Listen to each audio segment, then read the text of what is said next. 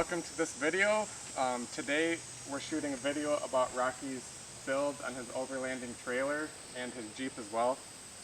This is a video that I've been pretty excited to shoot for a while now. I know we've talked about it for a while. So we finally got Rocky out here today to talk about his build on this overlanding trailer and some recent trips that he had with the trailer.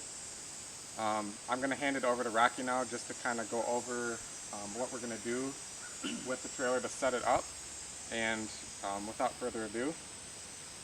Alright, so little background I guess is used to have a 45-foot toy hauler, and we went down to this, so that's something that's extremely unique. But we wanted to have a trailer where we could go camping around the US and get anywhere we wanted to. And I looked online, did a lot of research, found out that I could go out and spend $100,000 if I wanted something real sweet, and I didn't want to do that. So I ended up building a custom overlanding trailer, and what we could probably do is a quick walk around, do a setup, and then talk about it once it's all popped up and ready to go too. So sounds good. For starters, I actually bought the trailer frame, and it had a wood deck on it. It was a old boat trailer that had been gone through, and the guy I bought it from basically set it up for overlanding, and it was wide open with a real small rack. So that wasn't going to work for us. I've got me, my wife, 2 kids. As you can see, we've got a pretty large rooftop tent. I needed to be able to handle a lot of weight, so we chopped that off. Took full measurements of the trailer and basically blueprinted what we have here. So the frame was built out of 2-inch square tube. I wanted to go with metal even though it's heavy, but I wanted it to be secure because we do have a full kitchen in here and a bathroom. We carry all our gear, and we were going to be in black bear country for sure, potentially in grizzly country, so I wanted it to be very strong and durable. It actually has a 3,500 pound axle in it. It has adapters, so we were able to run our factory Gladiator wheels on the trailer. Gave us great ground clearance. And it has not only a tent, it has an awning off the other side. We have a full-size fridge in it with an onboard solar generator, so we can stay off-grid indefinitely if we wanted to in this setup. That was a huge goal of mine. Places that I wanted to go, I knew that we would not have electricity or resources. So another huge thing for making this all work kind of came to the Jeep, and part of that was I didn't want to carry around a generator as one additional piece of equipment in the bed, and weight and extra fuel for that. So with the solar generator that I have, it has the capabilities with some adapters and some extra components that I ran 2-gauge battery cables all the way into the trailer to the battery that's in the trailer for running accessories, and it supercharges my solar generator while driving down the road, which makes it, again, I can run everything off the fuel tank in here and just have spare fuel for the Gladiator and charge the trailer in the middle of the woods if for some reason, like we're at right now, there's a lot of shade, and I can't get my solar panels out far enough to soak in the electricity to the source that I need. So I guess from there, the next step is getting inside of it. So we'll have to open it up. Yeah, let's get it set up. And then we'll get to all the details.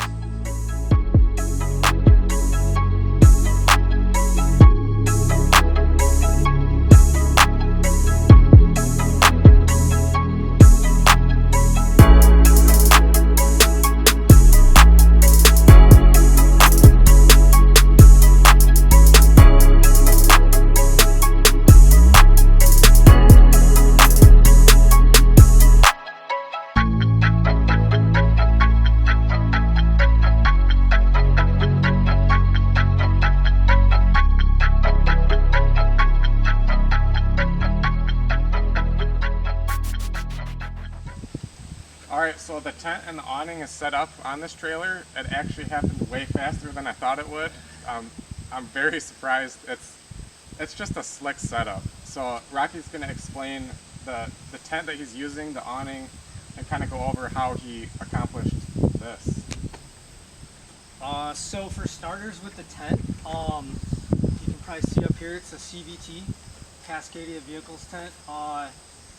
It wasn't actually my original plan, but I was also looking for the largest platform that we could get because of having the family of 4 for 6 weeks on the road.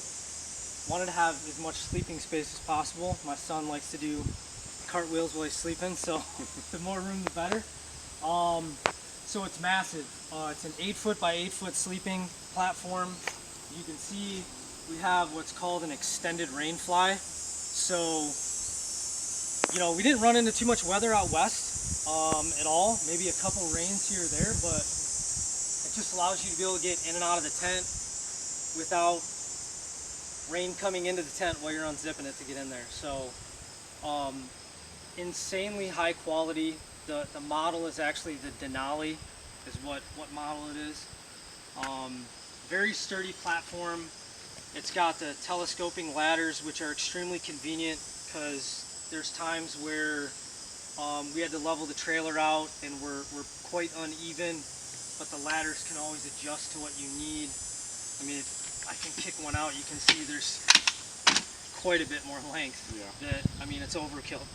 Almost overkill. You could set it up on top of probably like a Mercedes Sprinter or something like that you can walk in and still get up there. But very easy to use. As Josh said, it sets up very quick. We took it down and set it up.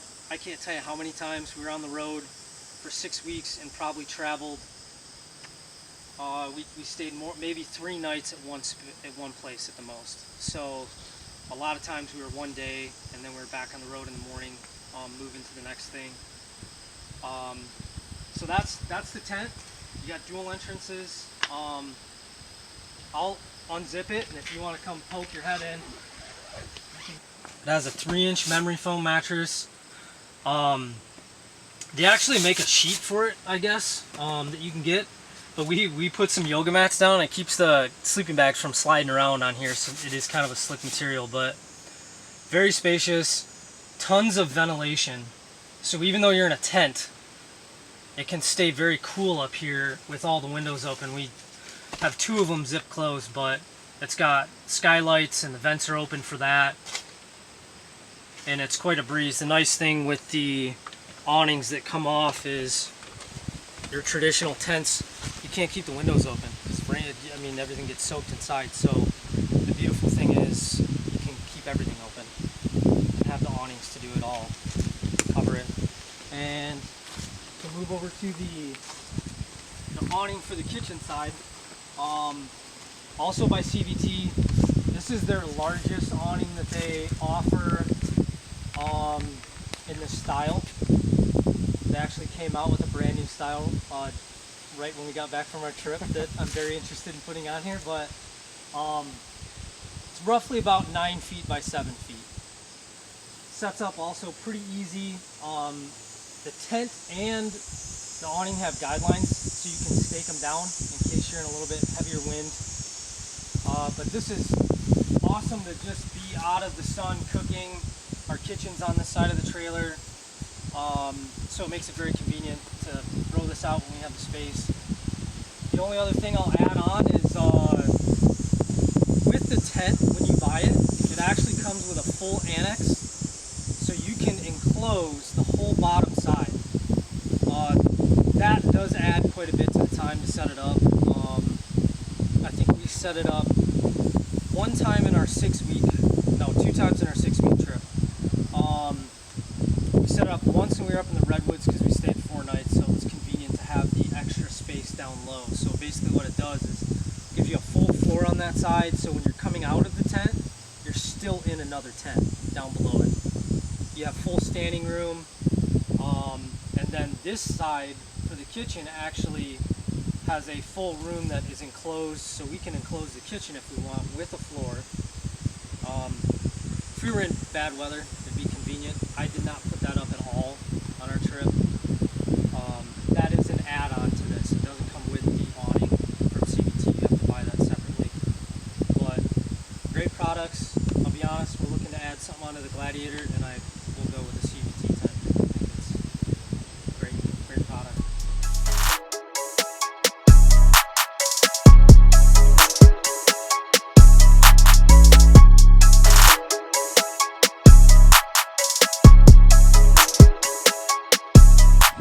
So, in the kitchen area, a must kitchen counter. Had to have that. First thought was to get a support going down to the ground, but I didn't want to have to level it every time we brought it somewhere. So the trailer actually, which gave me the idea, had some holes in the frame for adjusting the axle. So we went with a prop rod. So as long as I level my trailer out from the start, I got a level kitchen counter. So kitchen-wise, which I didn't pull out of the truck yet, but usually I have a little Camp Chef stove in here, so it actually fits perfectly right across the end of the countertop, so I can do prep work on the backside. It's got a single burner and a griddle top, so I can cook anything. I mean, we had grilled vegetables and chicken and fish and all kinds of stuff out on the road. So very good cooking surface. And then I thought the best thing was totes, because modular wise you can kind of do anything you want with them. Shelving units could work, but this kind of drops down in the trailer, so that would limit my space. But I got mainly one tote that does our cooking stuff.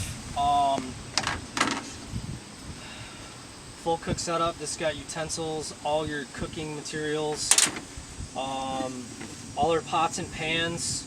I went with basically like a full camping type gear because it condenses down real small. I also keep my pour over coffee setup in here because you can never go anywhere without coffee. And for the most part, obviously our cooking stuff fits in one tote. And I use, right now these are empty, but we use these for our food, our dry goods, and kind of organize breakfast, dinner, things like that, to make it easy and simple to pull a tote out, know where I have everything, and be able to cook, and then slide them all back in so they're not on the counter. And then the coolest part about the kitchen is our fridge here. And I'm gonna get this right. So it's made by Dometic. I looked at a lot of fridges. This is definitely on the more expensive side, but worth it for the fact that we're gonna be gone for so long. I didn't want to lose a week's worth of food and anything else. So sometimes, you know, it's worth paying the extra money for. It's a CFX 75DZ. That's a dual zone. Real cool features on this. The controls are actually on the side, but it can run as a fridge and freezer, or flip-flop, or both fridge or both freezer. So you can set it however you want. You have controls on the side to adjust all of that, monitor the temperature.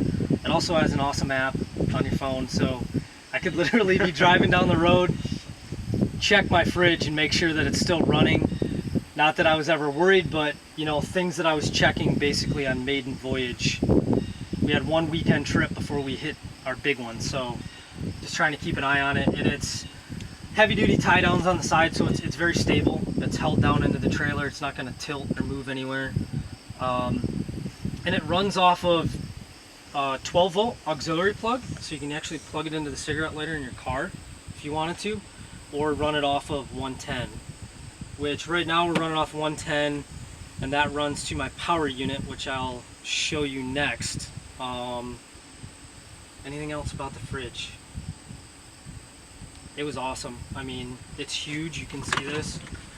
Family of 4, rolling for 6 weeks. Depending on where we were at, we had to have a lot of food, so we weren't going to the grocery store. Sometimes it would be, we'd be an hour from a store somewhere. So I wanted to make sure we could carry quite a bit of food in there. One question I actually had about the fridge is, what made you, besides like maybe a higher quality with this fridge, compared to other units maybe that you were looking at, what really made you decide to choose this one over maybe another one? So ARB makes is probably one of the other biggest names in fridges.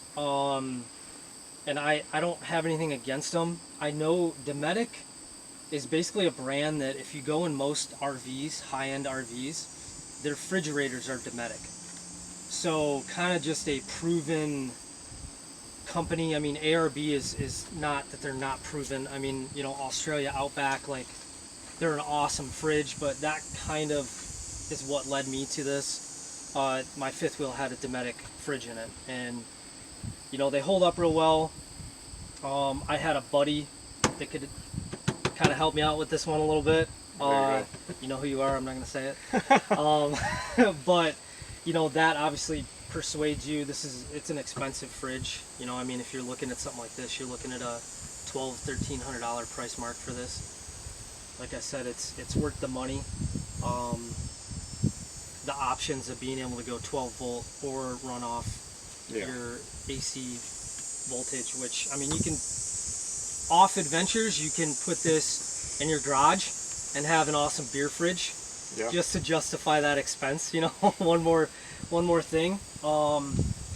It actually, another cool feature that I should mention is when you do run it in the 12 volt, if you have it in your car, there's a battery monitor system built into the fridge, and you can set it at high, low, or medium, and it'll turn the fridge off if it senses that the battery voltage is getting too low in the car. That's cool. Yeah, so if you are running it in a vehicle, that's something that you can, you know, feature that's out there. Obviously, we run full power all the time, so it's not something I have to worry about, but that's a huge feature too for somebody that's running in a vehicle. You don't want to kill your car battery. Yeah. But yeah, that caps off the kitchen, I think.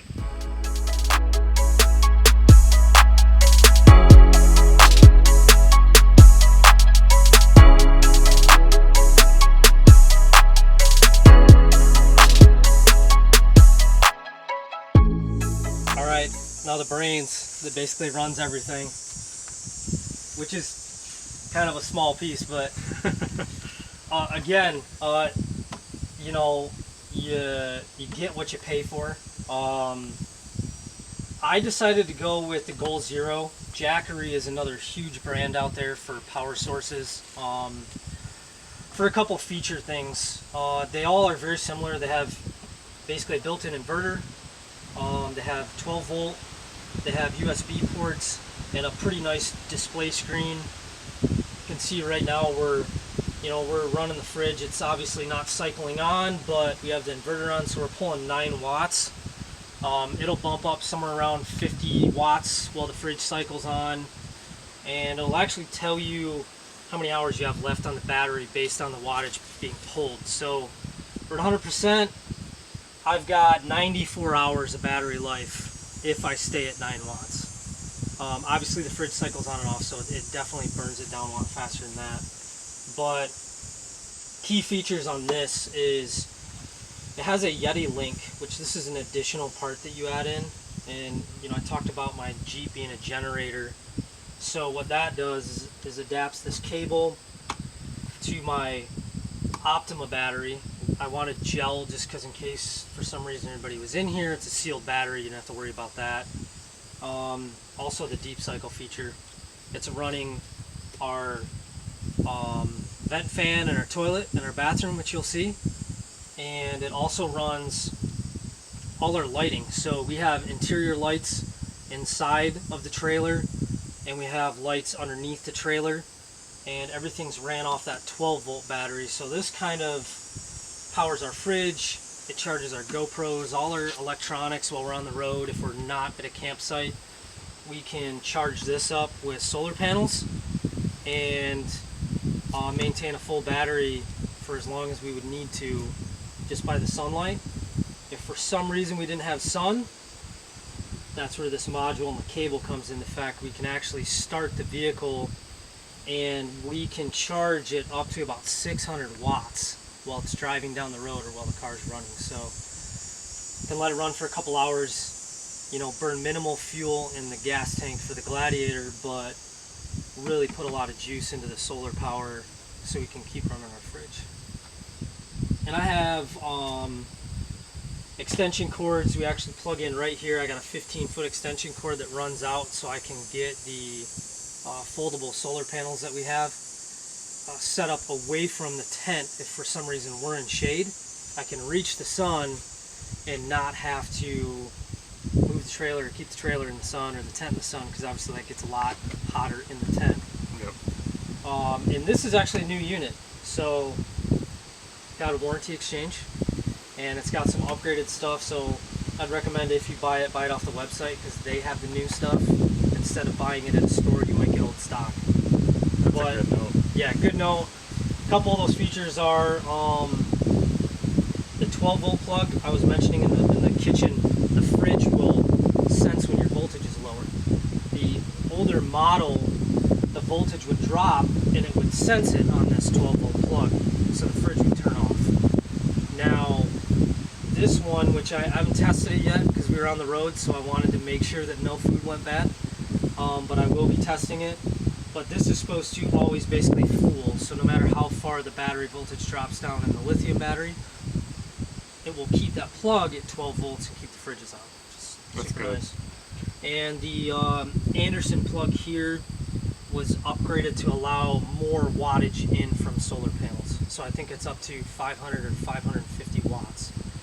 So I have 2 panels now, and I could probably bump it up to 4, so I could supercharge this thing if I needed to when I had limited sunlight. But pretty simple. I have a couple extra charge controllers in here. I have a small 25 watt panel up on the roof that kind of maintains this while we're off grid, to keep the voltage topped off. But if for some reason I'm running a lot of lights, we got the vent fan on in the bathroom because it's super hot outside. It kind of turns into an oven in here. This charge controller right here will adapt one of my solar panels, and I can use that solar panel to charge my car battery. So I've kind of tried to make it versatile. Yeah, that's nice. To maintain everything. I think down the road, I do not have a triple charger on here, which I feel like that's the next thing I would add to the electrical system. So if I do come to an RV park, I can basically plug in this unit to charge it off landline power. And I can plug the trickle charger in so we can maintain light, the lights and everything like that with this battery, and obviously the toilet and the bathroom fan. And I added a little 12-volt plug in here just in case you need to charge anything 12 volts. It's probably overkill considering what we have right here. But this runs directly off the car battery, so while we're driving down the road, you could theoretically be charged by this cable, and I could charge off of this if I wanted to. Dual charging. And that more or less sums up my electrical. Alright, made it to the other side, and we're going to kind of work our way front to back. So, spare tire up front, obviously a must for the trailer. The Gladiator has its own spare underneath. Trasharoo bag. This isn't the name brand Trasharoo, but same thing, gets the job done. Having space to put your garbage, that thing has been great. And actually it's got a lot of kind of cubby holes in here to be able to add some extra things. We run a, I have one of the RV water filters in there, so whenever we're at a place and we need to refill our water tanks, we use just mobile water tanks for right now. Little extra filtration just to make sure, because we're using it for drinking and cooking. I had a propane tank right here, and I'll be honest with you, I had a real tough time getting the 20-gallon tank to feed my Camp Chef stove. It mainly runs off the 1-pound tanks, and that was a problem that I have yet to figure out why it was working or not working, but we just continue to run off 1-pound tanks. But I do have a place for propane. On this side, we keep our shower tank. Pretty basic. We got this off Amazon, to be honest with you. Pretty reasonable price. Holds 2 gallons of water. You lay it out in the sun, and it will, by the end of the day, heat that water up. It's bearable, but I will say, like, it is hot. It can get pretty hot. So it's got a little wand that clips on with a hose, so you can basically prime it up and get water pressure out of it. And it works great.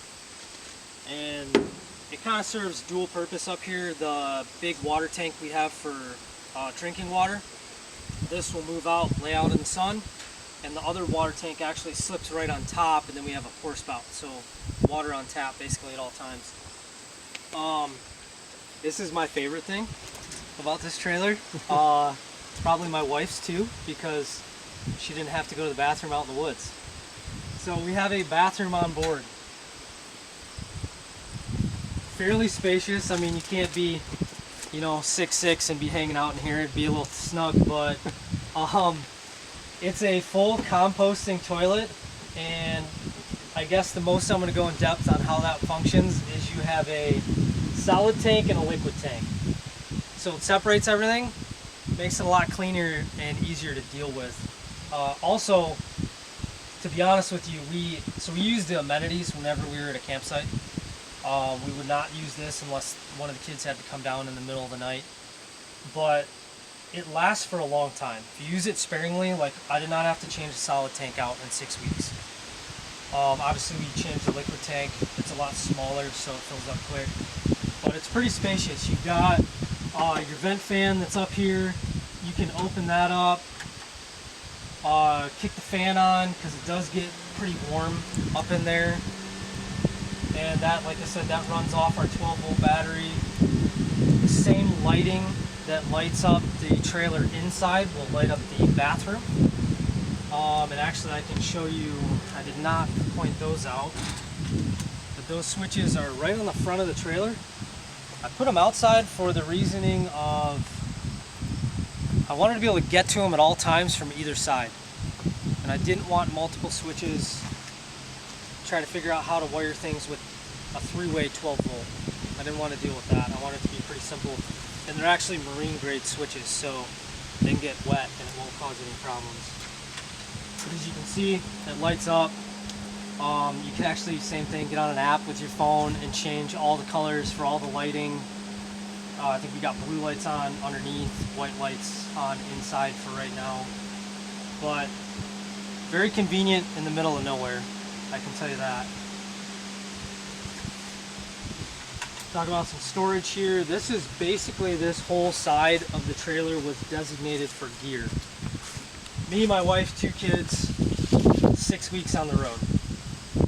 So we planned, I got some bags that didn't work out, we'll just say it that way. And I ended up, we ended up knocking up and buying some Patagonia bags while we were on the road.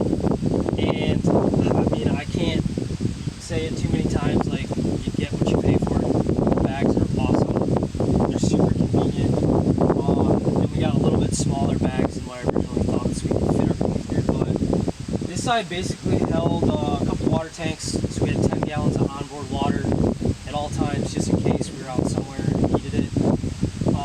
Right now I got a couple things in here. Usually they're in the bed of the Jeep, but I figured we'd talk about them. I run the element tracks, not only to get me out of something if I get stuck easily, but also I use them for leveling the trailer out. I'll stack them up, and depending on how level we are side to side, I'll use the element tracks. Front and rear, I have a tongue jack, and then also the trailer has 4 jacks that flip down and basically swing into place, and then there's a bar in there that basically applies pressure, so I can make this trailer very sturdy. You can be up in the tent, climbing up and down, it's not moving, it stays very stable. They only make these a certain height, and that's why I ended up going with the wood block. But to be honest with you, I would build it the exact same way, even if they came with longer stands, because there were some places that we ended up parking that I couldn't even fit the wood block underneath it, and we had to use just the stand because we backed right up to something. So it's like one extra piece, but I think the way it was built with the stands works out very well. So gear in here, and then behind this door we usually keep this closed. It's an extra table the two annexes that come down, so enclose this area and enclose underneath there. And we got a little shower pop-up tent. So bungee net up top was phenomenal for coats and pillows and lightweight things like that. We would take our pillows down out of the tent every night, but the sleeping bags actually could stay up in this tent and fold up with it and completely seal up. So that was very nice to not have to take those in and out throughout the whole trip too. Just basically pop up the tent and we could pull our pillows out real quick and hop in there and go to bed. There's a couple times where we showed up at some places, you know, like 10:30 at night, just because we had a long drive. When we went up to the redwoods was, you know, definitely one of those times where I think we got to the campground at 10:30 and had the tent set up pretty quick, but it was nice to just grab pillows and throw them up in there instead of having to do anything else. More or less, I think that kind of covers just about everything on the trailer and the gear and the stuff that we use. So. Alright guys, I hope you enjoyed this video. Thanks for watching. Thanks to Rocky for bringing this thing out. Again, I was like super excited to film this video for a long time now, so it's cool to finally get it done.